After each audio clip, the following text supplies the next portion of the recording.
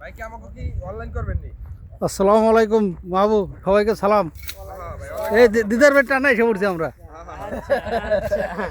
বুঝতে পারছি এখানে সবাই চলে আসে। ভালো আছেন আপনারা? দিদার বাইরে এই পুরো জায়গা দিদার ভাই লিস্ট নিচ্ছে কোম্পানি থেকে। এই পুরো এখানে এখানে ওই যে ভুট্টা চাষ করে, করবে আর এখানে পোলাও চাষ করবে। এখানে ভাই নাকি গাঁজা লাগাবেন নাকি? না না না না না, এখানে আমাদের শাকসবজি হবে। এই এটা না এই রাসেল ভাই, কি অবস্থা, ভালো আছেন? এটা ঘুমারবো এখানে না এই জায়গায় গত বছর রাসেল ভাই প্রায় 2000 লাভ হয়েছে না? এখানে 2000 মতো 2000 মতো লাভ হয়েছে।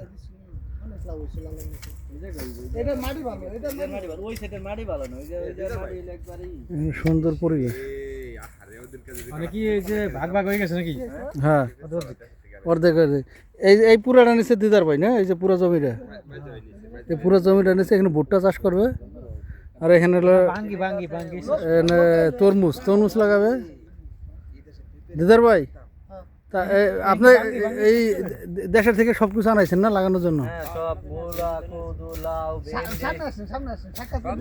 আমাদের হ্যাঁ, আমাদের বিশিষ্ট দিদার ভাই, সে এগ্রিকালচার বিষয়ে 4 বছর আগে এখানে আসছে এই কৃষিকাজের জন্য।